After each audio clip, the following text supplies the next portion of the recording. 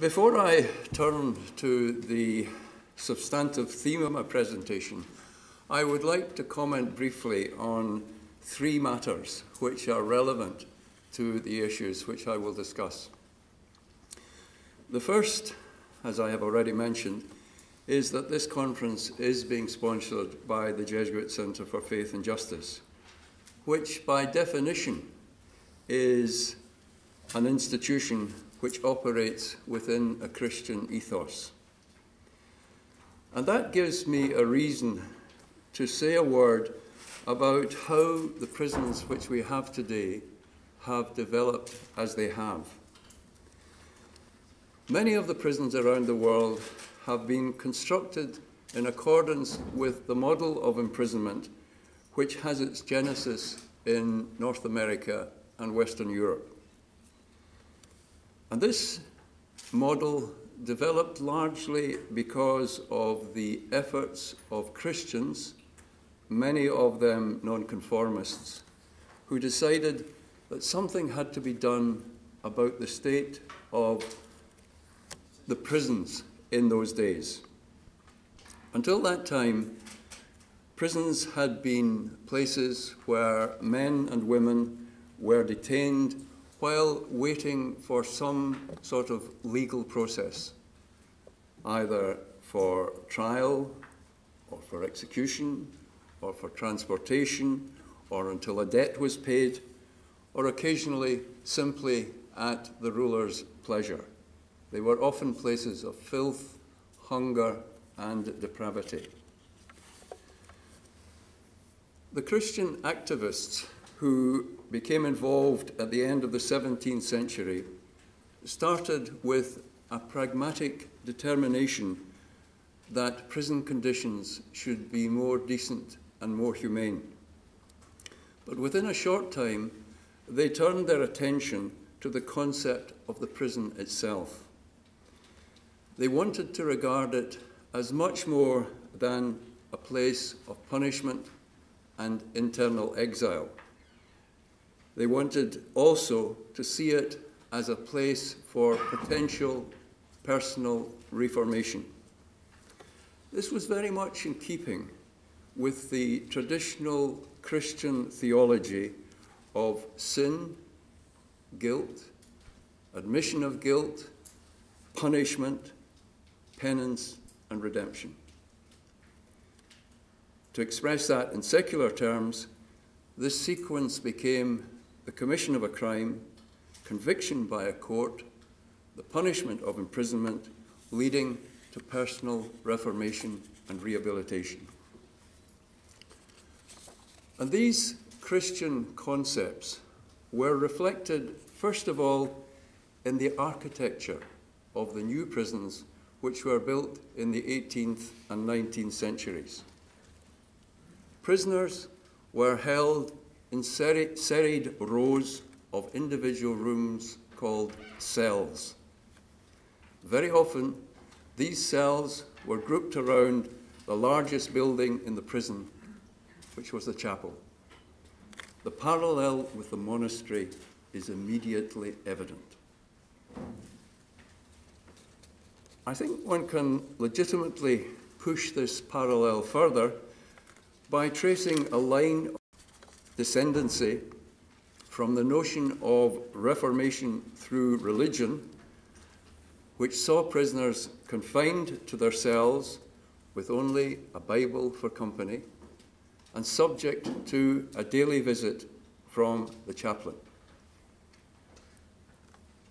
We can see a descendancy from that to the modern secular variation, which sees prisoners required to undertake offending behavior programs overseen by psychologists who very often have overtaken the priests of former times in the prison hierarchy.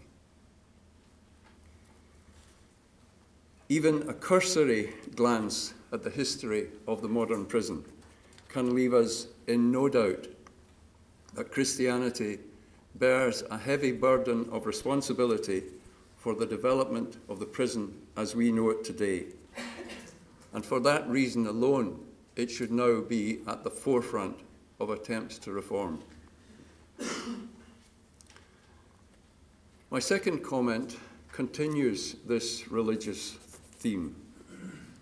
This conference is the fifth organised by the Scribani network, named after Carolus Scribani, first dean of the Jesuit University of Antwerp at the beginning of the 17th century.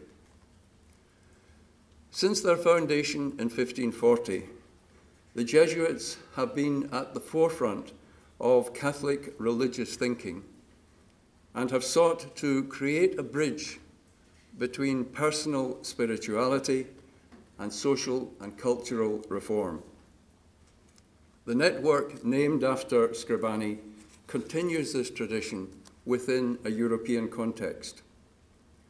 The first in this modern series of conferences was held in Antwerp in 2004 on the theme of migration and enlargement in Europe, a theme again explored in the fourth conference in Comillas 2 years ago. And in between, there have been conferences on cooperation between Africa and Europe and on the role of religion in the integration of Europe. Given the mission of the Scribani network, which is to nourish policy debate and to pursue concrete social action on issues of strategic importance, including the reform of social justice systems, it's timely that this conference is focusing on reimagining imprisonment in Europe. Just as in the 18th and 19th century, Christian activists in Europe and North America, just as the Christians of that time strove to improve the shocking state of the prisons in their era, so the time has now come for an informed debate about how to construct a prison system which is appropriate for the 21st century.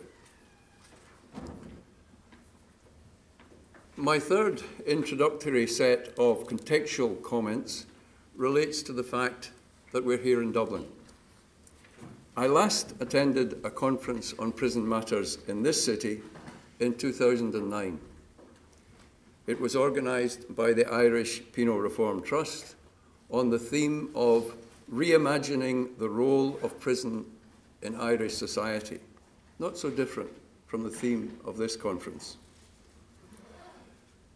The chairperson then of the IPRT opened the 2009 conference by commenting that Ireland was at what she called a watershed moment in respect of the way that it made use of prisons, and that the conference presented an opportunity to chart a positive way forward rather than a negative one which predicated more of the same. In my presentation in 2009, I suggested that Ireland had to choose between two doors which were facing it. One would take it down the road which at that point was being followed in England and Wales with an ever-increasing use of imprisonment. That road would take Ireland from a prison population in 2009 of just over 3,500 prisoners to an English rate which would mean around 7,000 prisoners in Ireland. The other door would lead to a different model, and in my speech I charted where that road might lead. So, coming back here in 2012, I'm interested to see what has happened. Prison numbers in this country have continued to rise from 3,500 and are now pushing towards 4,500, although one has to recognise that is still a rate well below that in England and Wales, but nonetheless moving gradually towards it.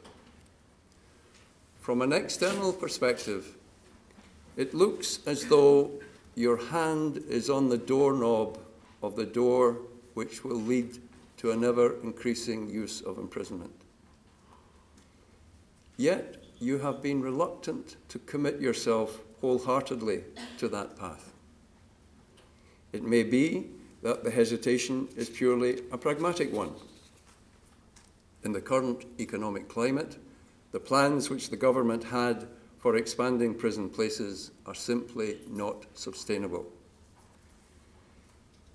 But it may also be that there is a more fundamental, rational reason for the hesitation, and that warning signs are being heeded. In March of this year, the Jesuit Centre published a highly critical report on the state of prisons in Ireland and called on the government to adopt a radically different approach to imprisonment, rather than passively accepting a continual rise in the prison population. And it would appear that the government may be listening. Speaking just 1 month ago, as he introduced the latest annual report of the Prison Service, the Justice Minister acknowledged that the greatest challenge facing the prison service in this country continues to be the increasing number of prisoners. At the same time, he took comfort from the fact that the increase was beginning to slow down year on year, and he expressed the hope that this might signal an end to ever-increasing numbers. Such a hope expressed by a politician carries substantial weight. So that's the context for my presentation today. Let me now turn directly to the topic in hand. What practical solutions can be implemented to reform our prison system? As you heard in the introduction, for a quarter of a century I worked in prisons, attempting to make them decent and humane places, trying to help prisoners onto the path of reformation, which I described at the outset. This ambition has gone under many headings during previous decades, most of them, for some reason, beginning with the letter R. Reform, rehabilitation, resettlement, re-entry, and the most recent description has been reducing reoffending. It seemed to me that it might be indicative of the uncertain times in which we live that this latest articulation is couched in terms of trying to reduce the negative aspects of behaviour rather than in trying to enhance potential for change. Now, in the course of the last 2 centuries, many countries can point to a roll call of inquiries and investigations into prisons and into how to improve them. In the United Kingdom, these can be traced back to the early 19th century. Penal historians would probably point to the 1895 report from the Departmental Committee on Prisons, commonly known as the Gladstone Report, as the first such of the modern era. This, you may remember, was the report which famously prescribed that prison treatment should have as its primary and concurrent objects deterrence and reformation. And some commentators have since argued that it was this assertion which sparked the subsequent schizophrenia about the purpose of imprisonment, whether it should be punitive or positive, or whether it should try to be both. In recent years, reports and inquiries about a wide variety of aspects of imprisonment, both governmental and non-governmental, have been published with increasing frequency. The majority of them have described specific failings in the system and have recommended steps that might be taken to make improvements. However, with some outstanding exceptions, and I would include the report by Baroness Jean Corsten among those, few of them have had much to say about the system of imprisonment itself. The existing system has been taken for granted, and recommendations and findings have been restricted largely to a variety of proposals for tweaking the existing system in the hope of improving it. Successive governments in various countries have concluded that the answer to the failure of prisons to rehabilitate those who are sent there is to send more people to prison and to send them for longer periods of time. At the same time, berating those who work in prisons for not doing more to ensure that those who leave prison do not break the law again after they return to the community. It seems to me that that's rather like blaming the surgeon who mends a skier's broken leg for the fact that the person then returns to the ski slope and breaks his leg again. As I travel around the world, I have seen numerous examples of prisons which are well managed and which provide a positive atmosphere to encourage prisoners to improve themselves and to learn skills which might benefit them on release. Often, these examples are to be found in unexpected places. I think, for example, of what is currently happening in the Dominican Republic, where prisons are currently run by a charismatic man who was previously rector of one of the country's leading universities and who has turned prisons which were previously hotbeds of violence and corruption into places of learning and hope. I think also of the village prisons in India, where people who are serving life sentences can live with their families and go out to work to earn money to support them. However, when I turn closer to home, the picture is not so positive. For over 20 years, I have been involved in prison reform initiatives in the wider European region, which encompasses countries which are members of the Council of Europe. Now, the Council of Europe has much to be proud of in terms of its prison reform initiatives. I think of the work, which has been mentioned several times over the last few days, of the Committee for the Prevention of Torture. I think of the European Prison Rules, and more recently, the Code of Ethics for prison staff. However, while specific initiatives have often been sound, one is entitled to question the strategy about the use and nature of imprisonment, which has been based mainly on the model to be found in Western Europe. Let me give you two examples of what I mean: Poland and the Czech Republic.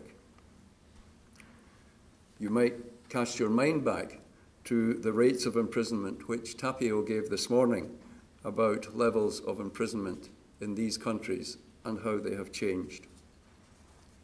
The fact was that at the beginning of the 1990s, the Polish prison system shone for a short period as a model of how a decent and humane prison system might operate. An example not only for the countries to the east of Poland, but also for those in Western Europe. Sadly, as Poland was drawn more and more into the orbit of Western Europe, the prison system there began to take on many of the less attractive characteristics of its Western European counterparts. Successive governments accepted the advice of Western experts that the prison could be a place of individual change and could play a major part in both security and social reform in the country. At the beginning of the period of reform, after the Soviet era, the use of imprisonment dropped dramatically. And the use of imprisonment in Poland, the number of people in prison stood at 54,000. Having progressively adopted an expansionist mode, the number of men and women in Polish prisons has now risen annually over the last 15 years and stands not at 54,000, but at over 84,000.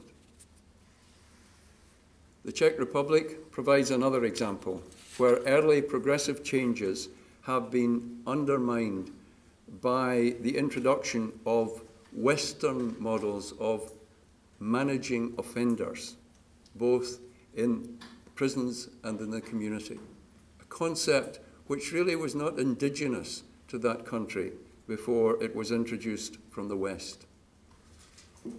Prison numbers in the Czech Republic have risen from 14,000 in 1992 to 23,000 today. And the Czech Institute of Democracy published a report last month which found the main causes of these increase, and this is no surprise to those of us from these jurisdictions, the main causes of these increases to be an increasing tendency of courts to send to prison those who had committed minor offences, combined with a significant increase in the average length of sentence. And in an attempt to deal with the problem of overcrowding, the government of the Czech Republic now proposes to release all prisoners to house arrest at the halfway point of their sentence. Coming even closer to home, my sense of how little prisons have moved in reality over the last 40 years or so was confirmed only last week when I returned to a prison for young people where I worked over 35 years ago. At that time, it was known as a Borstal institution and was a reformatory for young men between the ages of 17 and 21. They spent an average of 10 to 12 months there in custody. And while it has to be admitted that the daily practicalities for the 250 young men who were in that Borstal 35 years ago were quite unremitting, the environment was designed in a positive manner. There was no perimeter wall or fence. The staff wore civilian clothes. The boys, or lads as they were known, were accommodated in houses which held an average of 100 and led a full day of education, work and training. The weakness of the system then was that the life which the young men led during their time inside the Borstal bore little relationship to the communities from which they had come and to which they would return. Last week, the first indication of the changed environment became obvious as, along the road, I followed the signs marked to HM Prison, and I came upon the 17-feet-high perimeter wall. The institution now has accommodation not for 250 young men, but for up to 830. They are held in recently built traditional cell blocks, the largest of which has space for 360 young men. Contrast that with the picture which Tapio Lapisepola painted this morning of a prison in Finland where the average population is about 50 people, and where the largest prison holds 350, equivalent to the number of young men in one cell block in the institution which I am describing. And the average length of sentence has also increased and is now between 2 and 4 years. The staff who met me were welcoming and friendly, but they now wear traditional prison uniforms. I have no doubt that in managerial terms, the prison is probably now run more efficiently than it ever was as a Borstal. It's certainly much cleaner and tidier than I remember. Yet listening to how these young men spend their days, one was still struck by the dissonance between their experience inside this youth prison and anything that they were likely to encounter on release. And for me, the hopelessness of it all was summed up as I left and made my way through the sad line of women, partners, parents, and siblings queuing to visit their young menfolk. It's one of the abiding prisons, the abiding pictures, which symbolizes the futility of prisons the world over. The allotted time for my presentation is fast running out, and I have not really begun to answer the question, what practical solutions can be implemented to reform our prison system? There's a reason for that, and it is that I have reached the conclusion that the prison system which we have in most of our countries is not amenable to reform. Well-meaning people, including many of us in this room, have been trying without success to reform prison systems for generations. That's not to say that our lives have been a failure or that we should not have embarked on such an enterprise. For as long as we have prisons as we have them, it is incumbent on us to do our best to reform them, and for sure, we can point to significant improvements in matters of detail. But that's different from reforming the system itself. If we wish to do that, we have to look beyond our current structures, which are based on a premise from centuries past.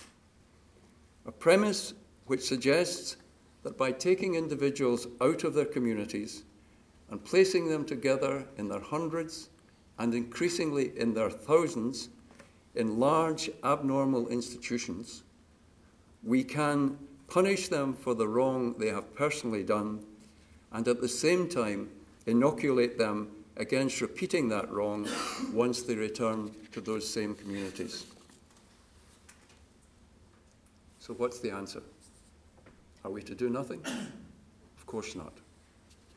First of all, it seems to me, we have to look beyond the narrow parameters of the criminal justice system. Those of us who work in the system must engage with a whole range of new and perhaps unexpected collaborators. I began to understand what this might involve a week or so ago when I visited an exhibition which is currently touring the world called A Hard Rain's Gonna Fall, which, as those of you of a certain age will remember, is the title of one of Bob Dylan's most famous songs. The issues highlighted in this powerful exhibition are the wasteful and unsustainable use of world resources by the few and debilitating poverty for the many. Population expansion, habitat loss, species extinction, and particularly the problem of climate change. And the main lesson of the exhibition is that these are pieces of a jigsaw puzzle that illustrate the 21st century. If we put the puzzle together, we realize that these are not many problems, but one problem, linked by cause and effect. And while each of these issues separately is understood by decision makers, they are typically addressed as if they were separate problems. The exhibition suggests that we will be wise to look upon ourselves as a species and devise more realistic and pragmatic approaches to all our problems as a whole. As I thought about this exhibition and its message, it occurred to me that we should begin to consider the problems which we have been discussing over the last 2 days as yet another part of this jigsaw puzzle, only capable of solution when viewed in the wider context. If we are to do that, then we will have to take the discussions from this conference to another level. Those of us who are schooled in pursuing these matters within a narrow criminal justice concept will, without doubt, find this a difficult undertaking. And that brings me full circle to where I began with the Scribani network. Those of you involved in the network are well accustomed to considering the links between individual and society and between the major issues of our age. If you are so minded, you are well placed to assist those of us who are steeped in the criminal justice view of the world to find, in the words of Václav Havel, a better way of coming to terms with certain things. Conferences and workshops about the use of imprisonment and its daily reality tend to involve a relatively small and specialized group of people. We all know each other. The first thing we do is to look around to see how many of our colleagues are here. What I'm suggesting is that if we're serious about a radical review of prisons, then the debate has to involve more than the usual criminal justice experts. And that is why this conference, organized by the Scribani network, is so important. For the Scribani network, I hope that this conference will be the beginning of a process and not merely a single event. Thank you very much for listening to me. Heinrich Saar. Andrew, does a faith-based advocate have more or less to contribute than a non-faith-based advocate? Yes.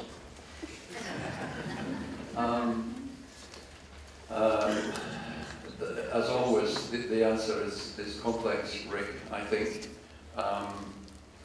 I deliberately set out to be provocative at the beginning by throwing out a comment saying the faith-based people are responsible for the prison system we've got, and therefore there is an obligation on their successors today to do something about it.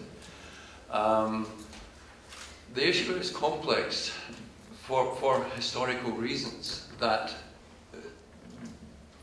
let me take the example of the prison chaplain. In the early days, the prison chaplain was and that was the Christian chaplain, and it was the Christian chaplain of whichever denomination was the largest in the prison, was a very powerful person. Prison is a very hierarchical place. The hierarchy is defined, everyone has their own key, and the hierarchy is defined by the number of your key. Prison governor has got key number 1, and keys number 2 and 3 used to be held by the doctor and the chaplain, and they would jockey for power. Sometimes one got 2, and sometimes the other got 2. But I find myself increasingly nowadays saying, I remember. But I remember when I began to work in Scottish prisons, the chaplain was responsible for all education matters. If any prisoner wished to go to education, he had to go through the chaplain, who either approved or didn't. The chaplain was responsible, and in those days it always was, he was responsible for all welfare matters. He was the gateway to all of that. So there needs to be a balancing, and I think that balancing, that's a historical comment, that balancing has long since taken place. But yes, I do think that people with a strong faith background, and that was what I said about the Jesuits and Scribani, I think, that try to take their individual spirituality over to social action, and that can be a powerful stimulus for good. Another question, Mike, about that. Thank you. Thank you, Andrew, for that Magdalis, rough time. Thank you for a very moving and stirring presentation. And my question is also focus on faith, because, well, I understood completely what you meant when you said that shifting to reducing offending is about moving away from aiming for the best and simply preventing the worst. And in the context in which that term has been used, it is indeed problematic. But I wonder whether, from a faith-based perspective, you think there is something to be said for stopping the worst happening. Just like you, I say, I remember a lot these days. And having looked at the way in which penal reform has operated in England and Wales for a long time, I think what the penal reform movement has prevented, it certainly hasn't massively made things for the better, but sometimes it has stopped things getting worse than they would otherwise have been. And there was a time in my life when I would never have been satisfied with that. But on the basis that sometimes the best you can be is the salt of the earth, and you're stopping things getting worse, I find I'm okay about that now.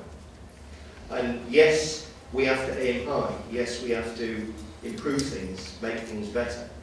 And sometimes you do have to make a radical demand just to get a moderate result. But that's okay as well. And it might not be as aspirational as saying we should labour for systemic change, but I think it's useful simply to acknowledge that the good that penal reform does is to stop things from becoming worse than they might otherwise have been. That's my faith perspective on these issues, and I'd just like to know what you think about that. I think prison is a negative place. By definition, it's a harming place. We shouldn't be afraid to say that, by the way. I'm not advocating for the abolition of prison. There are some people who have committed crimes which are so serious, or who are such a threat to the public, that, as Václav Havel says, we've got no better way of dealing with them at the moment, and they require to be in prison. To jump from that to saying prison is a place of per se of personal reform is, I think, a jump too far. But you're absolutely right that many of us who work in the system say, well, our starting point is we must make it less negative. It was a report from the Thatcher government which issued the famous comment, prison can be an expensive way of making bad people worse.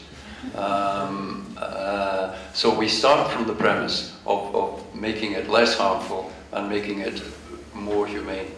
And I do remain an optimist, because I wouldn't have worked in the system for so long if I didn't think that there are occasions when it can achieve change. My point is, you don't send people to prison in order to change.